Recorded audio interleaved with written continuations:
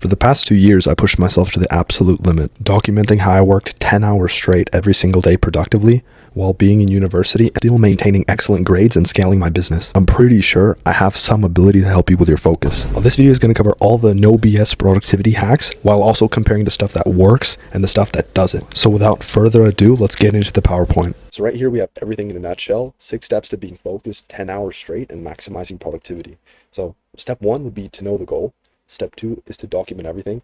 3, replace everything that isn't serving you. 4 is don't goon to it. And I know it sounds like gooning, but it's not gooning. I just phrased it like that. Like, don't even think that it's gooning. It's a different type of gooning, all right?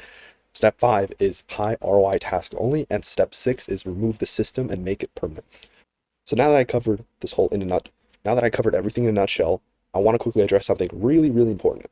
So working 10 hours a day requires you to be in a very important state.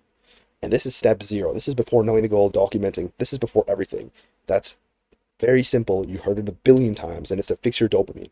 Like, if you're constantly scrolling, if you're constantly doing all this garbage, you won't be able to do this. Like, I want you to click off this video right now. This is not for you.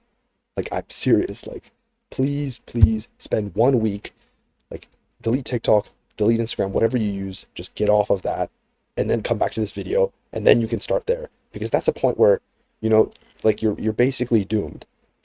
But if you think you don't scroll that much, if you think that you can still just skip steps and start this, that's fine. Like, that's great. If you can actually get the results like that, like, I believe in you. However, I truly believe that it's going to be best if you actually have your dopamine in check and you don't have some cooked attention span. So step 1, know the goal. Well, if you're trying to work or be focused for 10 hours straight, I guarantee you, if you don't have a direction you're going in, nothing's going to happen. So you need to know exactly what your goal is, why you're doing it, first of all, what you need to think about is, why do I want this? And why would I want not having this happen to me? So what I'm trying to say is, you obviously have things that you're looking forward to, but you should also have reverse goals. And what that is you have, for example, your goal is to hit 10K a month, or your goal is to have this grade for a class. On the opposite side, you should have things that you don't want, the fears behind them, because just like you have something that you're going towards, there should always be something behind you that you don't want to happen, and that will just make it much more powerful. So just have a goal, have something super clear that you want, and that's going to be step 1. Step 2 is to document everything. At the start of your journey, you're going to be completely cooked. You probably scroll, you probably do a bunch of stuff that really doesn't affect you positively, and that's totally fine at the start. So what you're going to do is you're going to document every single thing that you do. And what I mean by that is, you're going to go on your phone, you're going to go to the clock app, and you're going to set a timer for not a timer, but you're going to put an alarm for every 30 minutes of the day from the moment you're awake to the moment you go to sleep on average. And what that's going to do is, every time the timer goes off, you're going to write down on your notes app exactly what you did, just so you can have an idea. And you're only going to do this for a few days, maybe 1 or 2 days, 3 days max, just to see, like, what the hell is happening, so you can actually have an idea of where your time is going. Step 3 is replace everything that doesn't serve you. Now, why do I say replace? Why don't I say remove? Well, like, if you have a bunch of bad habits, I don't want you removing them. There's tons and tons of psychology-backed research that indicate that replacing a bad habit or replacing things is much better than removing them.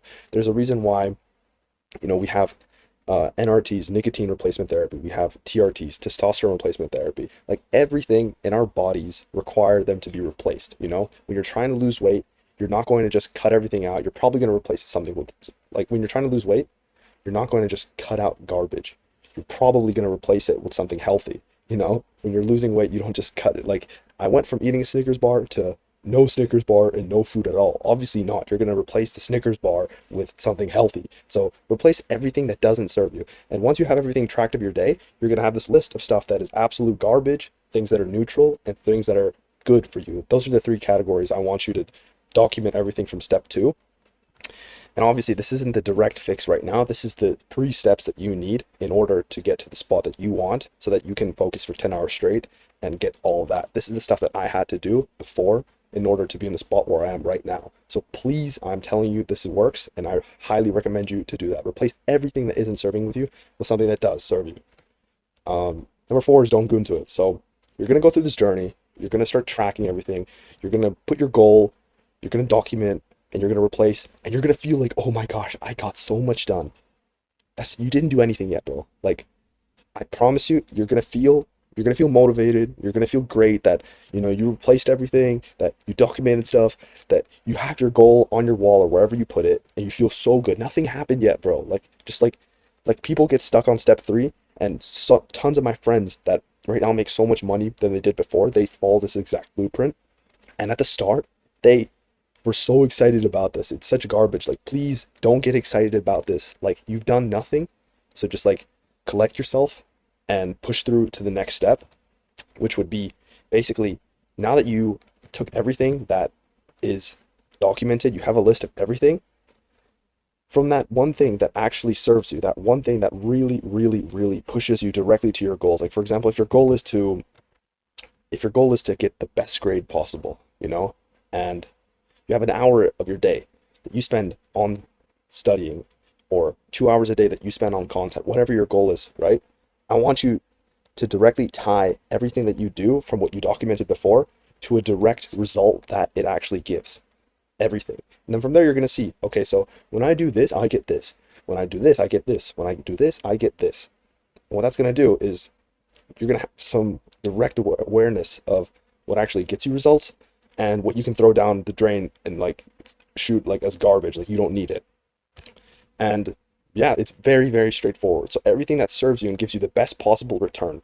Like, let's say you run a business and this specific type of content that you put out, it gives you the best conversion or the most views. You got to double down on that, and everything else you throw out. That's what it's going to take, because when you start working for 10 hours straight, and by the time you're already at step 3, where you replace everything that isn't serving you replace everything that doesn't serve you, you will already naturally build the exact things that you need to be able to focus and work 10 hours straight, because 10 hours straight isn't even that hard. It's not. One thing that I didn't put in this, but I will say, this is like a complete bonus. It's not even in this, but it is that you have to stop counting time.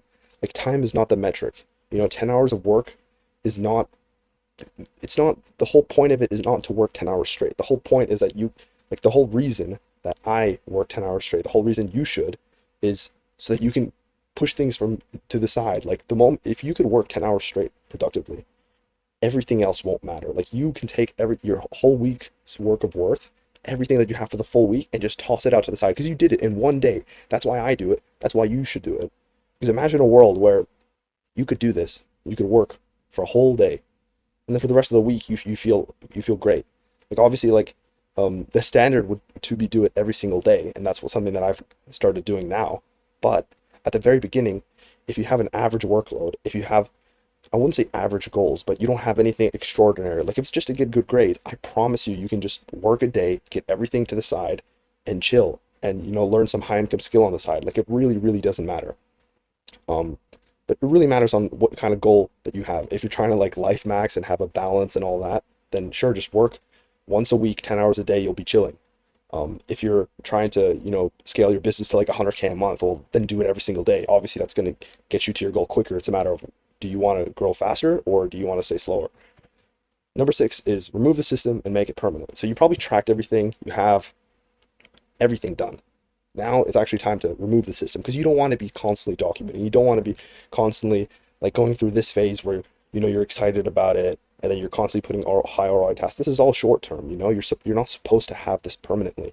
This is all supposed to be temporary, to put you in a position where you can use this 10 hours of work for almost a backbone. And I'm not recommending you to work 10 hours a day every single day just for absolutely no reasons. The main reason I think you should do this is so that you know you can. And so when everything's fallen, when you're in the lowest point of your life and you're like, I don't know if you'll ever experience this, but if you do, like, would you rather be in the position where you still have the ability to work this much, or you're in the lowest point of your life and you're like, dang, I can't really do anything about it. Like, I can't start a business in 1 week. If you work 10 hours a day for 7 days a week, I guarantee you can start a business. Like, it's not that hard. And so if you actually want to implement the system into your whole life and get those same results that I have and hundreds of others that joined as well, you can go and click the link below and start your journey from there.